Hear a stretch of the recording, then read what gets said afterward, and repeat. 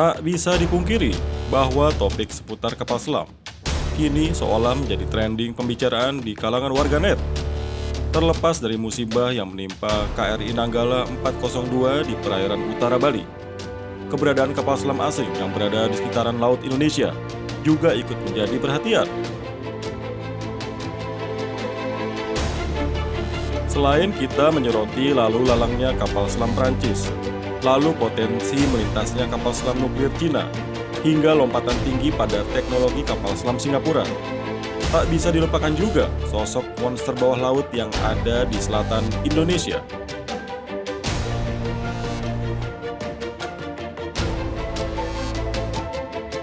Yang dimaksud adalah kapal selam Collins Class yang dioperasikan Angkatan Laut Australia atau Royal Australian Navy. Mengapa ini layak untuk dikupas? Pasalnya, saat hubungan bilateral Indonesia-Australia naik turun, maka sosok kapal selam Collins Class menjadi tak bisa dilupakan, lantaran dengan kemampuannya sebagai kapal selam yang dapat beroperasi di laut lepas. Ada kemungkinan bahwa kapal selam diesel listrik ini kerap warawiri di lautan Indonesia.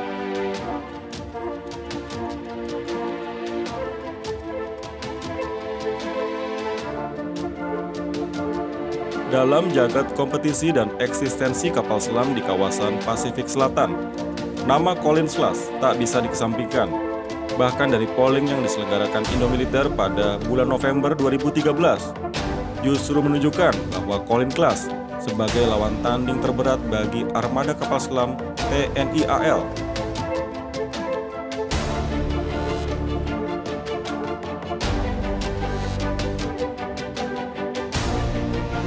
Walau kerap disebut mengalami beberapa masalah, tapi bagi Australia, Collins Class punya arti strategis baik dari sisi pertahanan maupun industri.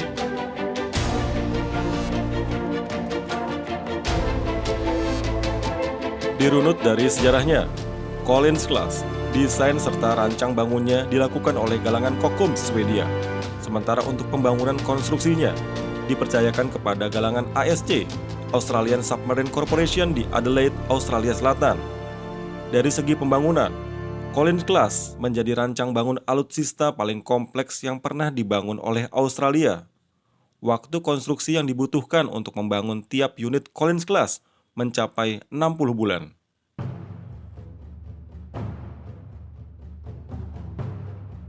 Collins Class masuk ke kelas SSK atau kapal selam diesel listrik 471. Keberadaan kapal selam ini didapuk sebagai pengganti kapal selam Oberon Class yang pensiun pada pertengahan tahun 1980. Kapal selam perdana yang meluncur adalah HMAS Collins bernomor lambung 73 yang meluncur pada tahun 1996. Berlanjut ke HMAS Farncombe bernomor lambung 74 yang meluncur pada Januari 1998. Yang ketiga, HMAS Waller bernomor lambung 75 yang meluncur pada Februari 2001. Berlanjut lagi ke HMAS Denux bernomor lambung 76 yang meluncur pada Februari 2001. Lalu HMAS Shin bernomor lambung 77 yang meluncur pada November 2000.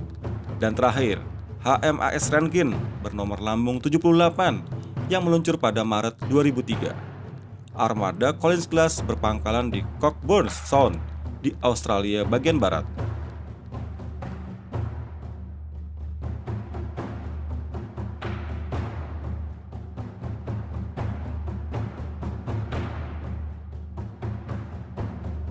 Dari sisi persenjataan, kapal selam Collins Class mengandalkan torpedo, rudal anti kapal, dan ranjau. Pada bagian haluannya, terdapat 6 peluncur torpedo kaliber 533 mm atau 21 inci. Torpedo yang dibawa dari jenis Mark 48 Mod 7 Common Broadband Advanced Sonar System yang menggunakan aktif pasif homing dengan hulu ledak 227 kg. Torpedo ini dapat meluncur sejauh 38 km pada kecepatan 55 knots atau mencapai 50 km dengan kecepatan 40 knots.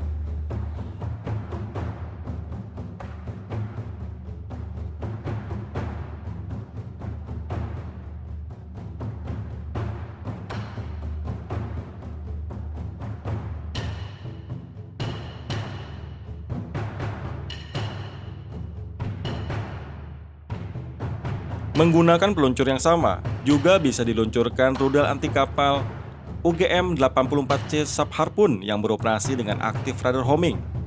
Rudal ini sanggup melesat sejauh 30 km dengan kecepatan Mach 0,9 dengan membawa hulu ledak 227 kg.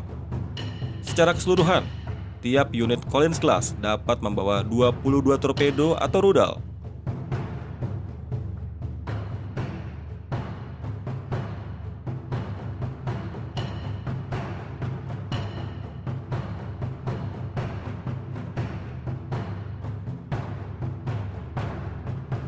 Collins Class juga dapat menebar ranjau. Bila misi ini dijalankan, tiap kapal selam dapat dimuati hingga 44 ranjau Stonefish Mark Mk3. Meski namanya ranjau, tapi pelepasan senjata maut ini juga dilakukan lewat tabung peluncur torpedo.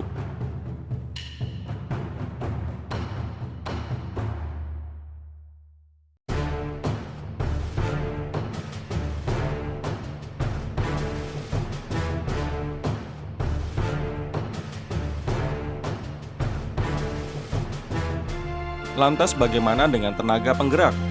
Nyatanya kapal selam Collins Class belum mengusung teknologi AIP atau Air Independent Propulsion.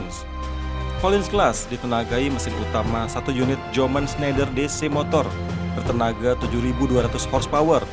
Sementara untuk backup, ada 1 unit McTaggart Scott Retractable Hydraulic Motor. Dari spesifikasi tersebut, kapal selam ini dapat melaju hingga 10 knots di permukaan atau menyelam di kedalaman periskop, sementara kecepatan saat menyelam penuh mencapai 20 knots.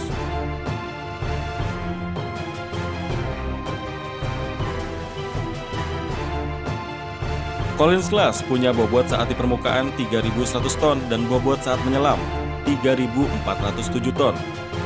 Collins Class sanggup berlayar sejauh 21.300 km pada kecepatan 10 knots di permukaan atau 17.000 km pada kecepatan 10 knots di kedalaman periskop dan 800 km pada kecepatan 4 knots saat menyelam penuh. Kabarnya, kemampuan menyelam Collins Class mencapai 180 meter, meski angka aktualnya tentu dirahasiakan. Collins Class diawaki oleh 42 personel yang terdiri dari 6 perwira dan 36 anak buah kapal.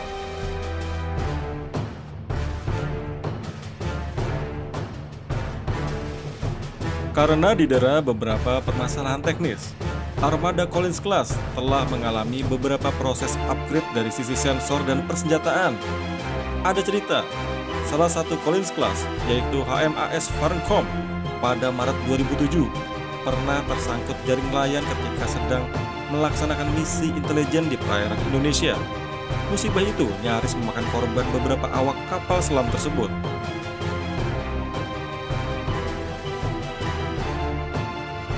Berbagai permasalahan teknis selalu menghantui kapal selam buatan Australia ini. Entah itu karena kerusakan combat system, kerusakan generator, dan lain sebagainya. Tentu menjadi pertanyaan, mengapa kapal selam yang diluncurkan dari galangan ASC ini mengalami kutukan selama masa dinasnya di Royal Australian Navy?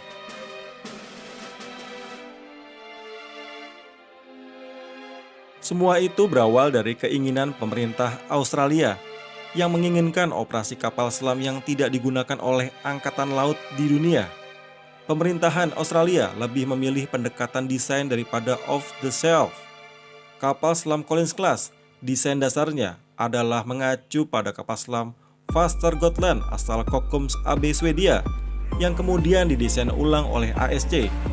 Melalui desain ulang, dimensi kapal selam mengalami pembesaran beberapa kali dibandingkan aslinya.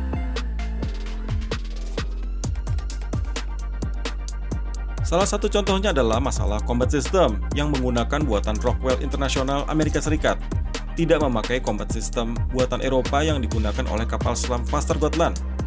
Dari sinilah kesalahan awal yang memicu beberapa permasalahan lainnya.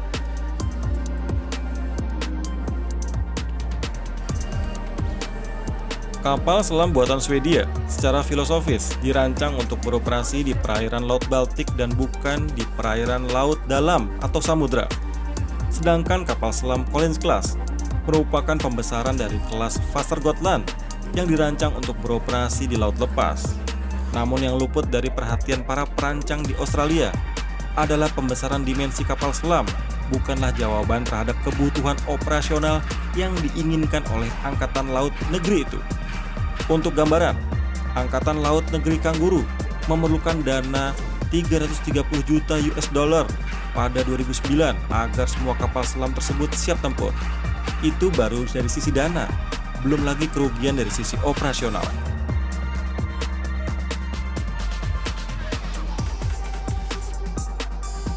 Kabar terakhir pada Desember 2020 disebutkan Thales Australia dan Commonwealth of Australia telah menandatangani kontrak senilai 23,7 US dollar untuk memasok Next Generation System pada 6 unit kapal selam Collins Class, di mana kapabilitas sonar Collins Class akan ditingkatkan untuk berlayar di lautan dangkal.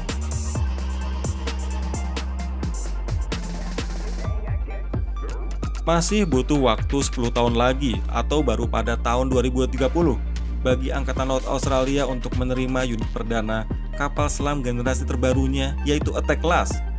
Guna menunggu dalam waktu penantian yang tak singkat itu, mau tak mau dan suka tidak suka, mempertahankan dan mengupgrade kemampuan Collins Class adalah pilihan yang tak bisa ditawar lagi oleh Australia. Terlebih, Australia telah menempatkan posisinya bersama Amerika Serikat dalam menghadapi strategi Beijing di Laut Cina Selatan.